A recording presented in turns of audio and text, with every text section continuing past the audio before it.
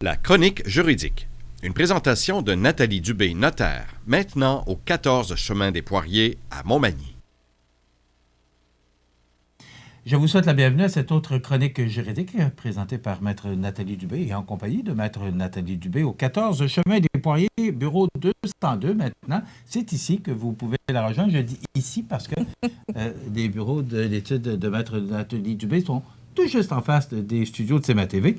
Vous pouvez rejoindre Maître Nathalie Dubé au 248-57-77. Bonjour à vous. Bonjour. Ça va bien? Oui, ça va bien. C'est toujours un plaisir de vous retrouver parce que les sujets sont tellement pertinents et intéressants. On parlait de succession, quoi faire, quoi pas faire, la dernière chronique. Maintenant, on parle des obligations des parents aux tuteurs aux biens. Oui. Expliquez-moi. J'ai hâte de vous entendre. Donc, on va parler des enfants. On sait qu'aujourd'hui, nos enfants ont tout. Donc, quand vient le temps de leurs anniversaires, Noël et tout ça, ils reçoivent souvent des montants d'argent. Donc, des grands-parents, parrains, marraines, oncles, tantes, tout ça. Et parfois, ces montants d'argent-là peuvent être substantiels. Ou si on a ouvert un compte pour nos enfants, puis on accumule des sommes pour eux dans ce compte-là. Ou parfois, il y a des enfants qui reçoivent des héritages. Donc, ont reçu un petit cadeau de leurs grands-parents décédés ou parfois d'autres personnes qui peuvent les mettre comme héritiers. Donc, c'est sûr que le rôle, là, je parle du rôle, l'obligation des parents ou des tuteurs au bien, parce que parfois l'enfant a un tuteur parce que les parents sont décédés. Ça fait en sorte qu'ils ont reçu un héritage également. Donc, c'est sûr que les parents ou le tuteur doivent protéger le patrimoine de l'enfant, donc pour lui remettre à sa majorité. Donc, puis j'ai parlé des cadeaux et tout ça, puis de l'accumulation des biens tantôt, parce qu'il y a une règle lorsque un enfant possède plus de 25 000 $. Donc, il y a une obligation supplémentaire des parents, une surveillance supplémentaire pour les parents ou le tuteur. Puis c'est de ça que je voulais un peu vous parler aujourd'hui pour aller dans un autre sujet que les successions, mais ça va toucher quand même les successions un petit peu. Donc, c'est sûr qu'aussi le tuteur ou les parents représentent l'enfant dans l'exercice de leurs droits civils. Donc, parce qu'avant leur majorité, c'est par les parents, par leur tuteur qu'ils exercent leurs décisions. Donc, le patrimoine d'un enfant, lorsqu'il possède moins de 25 000 $ ou moins, vous n'entendez pas parler de conseil de tutelle ou autre chose comme ça. Les parents n'ont pas d'inventaire à faire, n'ont pas de sûreté non plus à obtenir, puis ils n'ont pas de rapport annuel à faire. Donc, lorsqu'il gère moins de 25 000. Lorsque c'est un tuteur, à ce moment-là, oui, il y a un inventaire à faire pour les biens que l'enfant possède. Ce que je vais vous parler le plus aujourd'hui, c'est lorsque l'enfant possède plus de 25 000 $. Okay. Donc, là, nous ne sommes pas dans les mêmes règles.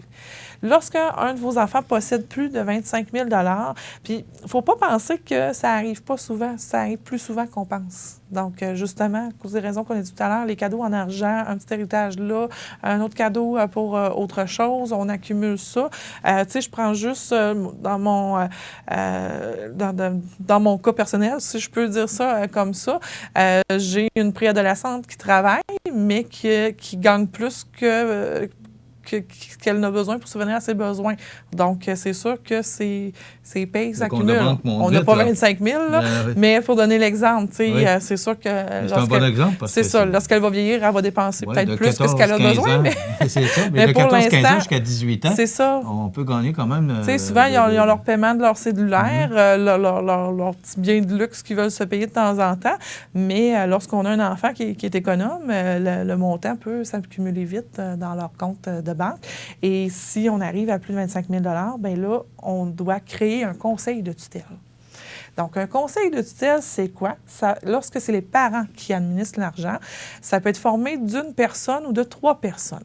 Ces 3 personnes-là, ils ont comme devoir, de surveiller le parent. Qu'est-ce que le parent fait avec cet argent-là? Parce que le parent, son rôle, c'est de protéger le patrimoine de l'enfant jusqu'à ses 18 ans. De le faire fructifier. C'est ça.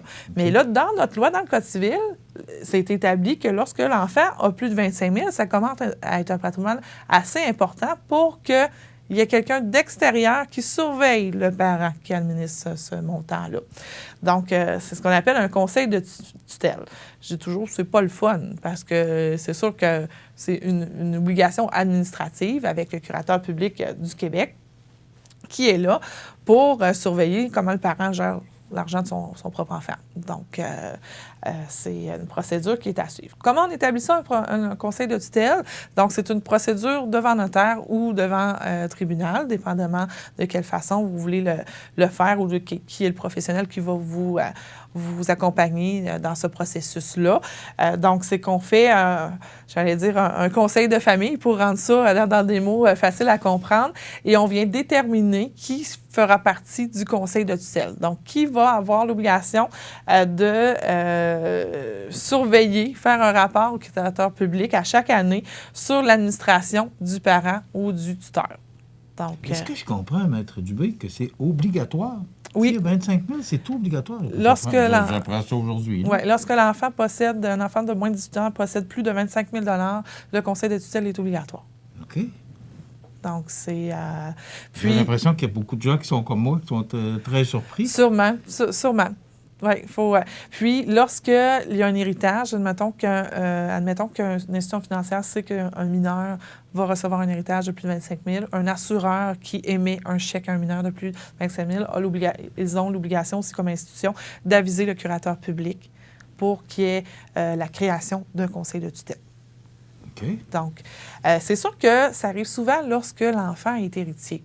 Donc, l'enfant perd ses parents dans un accident d'automobile. Il y a des indemnités de la Société d'assurance automobile qui arrivent, qui sont de plus de 25 000. C'est sûr que le déclenchement du processus se fait automatiquement.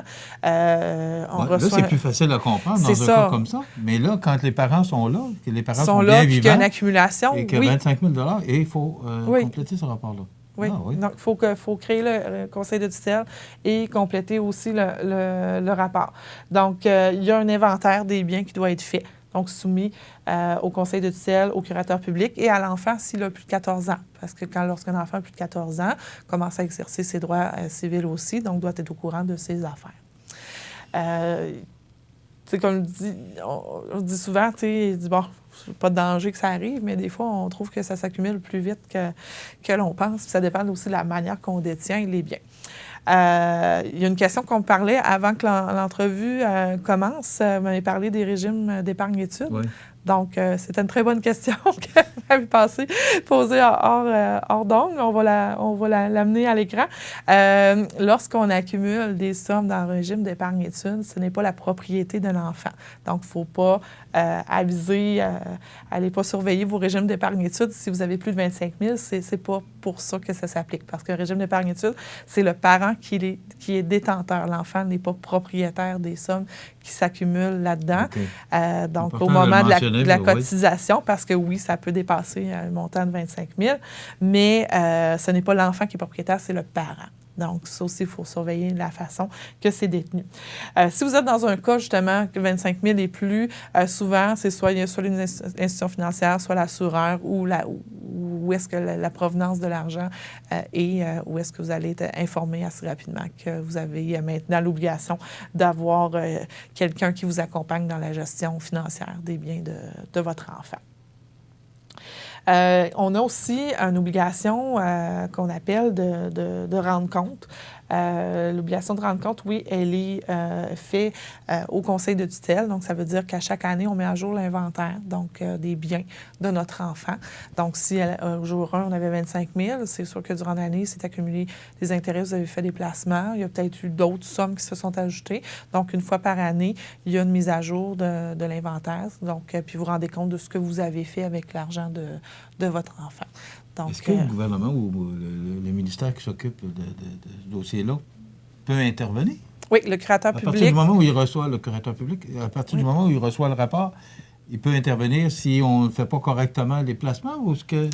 il n'ira pas dans la stratégie de placement. Ça, c'est certain qu'il n'ira pas dans la stratégie de placement, à moins que vous ayez fait des placements qui ne sont pas présumés sûrs. Parce que lorsqu'on administre l'argent d'un moins de 18 ans, on ne peut pas aller, j'ai toujours joué à la bourse avec ça, là, puis engager le capital.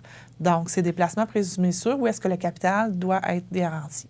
Donc, c'est sûr que les rendements sont moins élevés, mais le but, c'est qu'aux 18 ans de l'enfant, s'il a reçu 25 000 à ses 15 ans, fait qu'il faut qu'il y ait au moins 25 000 à ses 18 ans, à moins qu'il y ait eu des besoins, qu'on ait eu en prendre pour certains de ces besoins. Parce que la mise à jour de l'inventaire, le rapport chaque année, ça ne veut pas dire qu'on ne peut pas toucher à cet argent-là, mais il ne faut pas avoir dilapidé l'héritage. Souvent, c'est un héritage de l'enfant. Et votre rôle à ce moment-là? Parce que là, vous parliez de votre intervention au moment où on doit établir ce rapport-là. Est-ce que vous avez un rôle à jouer pendant tout le temps où l'enfant aura 18 ans? Non, comme notaire, nous, souvent, à moins qu'on soit nommé à quelque part dans le processus, mais c'est plutôt rare, nous, on fait la procédure pour la constitution du conseil de tutelle. Souvent, on est au début, on informe, surtout lorsqu'on règle des successions, on voit l'héritage des enfants mineurs, on informe qu'il faut faire ça et on peut faire la procédure avec le parent pour établir le conseil de tutelle. Donc, c'est vraiment là que le notaire peut agir ou aider aussi à chaque année à remplir les formulaires du curateur public, donc le formulaire d'inventaire, la reddition de compte, puis les décisions du conseil de tutelle. Des fois, les gens ne savent pas trop comment le procéder, mais le curateur public les accompagne aussi lorsque le conseil est créé. Le notaire agit beaucoup au niveau du conseil de tutelle. Et le conseil de tutelle, Maître Dubé, il y a un parent oui. ou les deux? Mais bien, le parent est celui qui administre. OK. Mais le qui conseil... vous conseillez comme sur ce conseil-là? Qui peut le conseil de tutelle, bien là, c'est sûr que quand on fait l'assemblée de parents alliés et amis, c'est comme ça que ça s'appelle, donc le conseil de famille, on doit inviter, bien sûr, les parents sont là, les grands-parents, les frères et sœurs majeurs, les oncles et tantes, donc ceux qu'on a à convoquer, et c'est choisi lors de cette assemblée-là. C'est sûr que souvent, c'est des personnes proches des parents, mais qui ont une certaine indépendance aussi. Donc, ça peut être un des oncles, un des tantes, parce que c'est le parent. Quand on a besoin de 3 personnes, bien, on essaie, mettons que les 2 parents sont décédés puis que c'est un tuteur ou bien, on essaie d'avoir des gens des 2 familles, donc qui sont sur le conseil de tutelle puis qui ont à cœur l'intérêt de l'enfant. Donc, il faut aller dans le même sens, tout le monde. Est-ce que généralement, ça se passe bien? Oui, ça se passe bien. Oui? Oui, parce qu'on agit pour l'enfant mineur dans ce cas-là. La grande majorité, même quasi-totalité de la création des conseils de tutelle, ça se passe bien. Okay. J'ai pas Mais ce n'est pas une question d'âge. C'est à partir du moment où il y a 25 000 $ et une scène, ça devient obligatoire. Ça devient obligatoire. Et le conseil de tutelle, la fin de la tutelle, se termine aux 18 ans. Donc, lorsque l'enfant a 18 ans, là, ça lui est remis et il y a une reddition de compte finale, donc un rapport final qui est créé, puis le conseil de tutelle n'a plus lieu d'être. C'est sûr, il faut faire un bémol si c'est une administration versus dans le testament puis qu'on prolonge les âges, c'est pas la même chose. Il ne faut pas mélanger les deux. C'est là, il arrive quelque chose, vous prenez demain matin, je décède, le père de mes enfants décède, mes enfants vont avoir plus que 25 000 $. J'ai créé des choses dans mon testament pour ne pas avoir de conseil de tutelle, mais quelque chose d'autre de façon privée. C'est pas la même chose que si j'ai pas fait de document, j'ai un héritage comme ça qui arrive, j'ai un conseil de tutelle, ou si, de mon vivant, ma fille accumule plus de 25 000 qui lui appartient dans un compte qui est à elle, là, c'est le conseil de tutelle qui s'applique. À 18 ans, l'enfant arrive avec 200 000 $, 300 000 $ dans son compte. Il n'y a pas personne qui peut surveiller. À 18 ans, il y a le droit. À 18 ans, il y a le droit d'avoir ces sommes, okay. À moins que c'était un héritage que là, dans le testament, on avait prévu d'autres choses. Mais si c'est de l'argent reçu d'un héritage où il n'y avait pas de mécanisme privé de fait, le conseil de tutelle, l'administration se fait jusqu'à 18 ans et il reçoit ses sommes par la suite.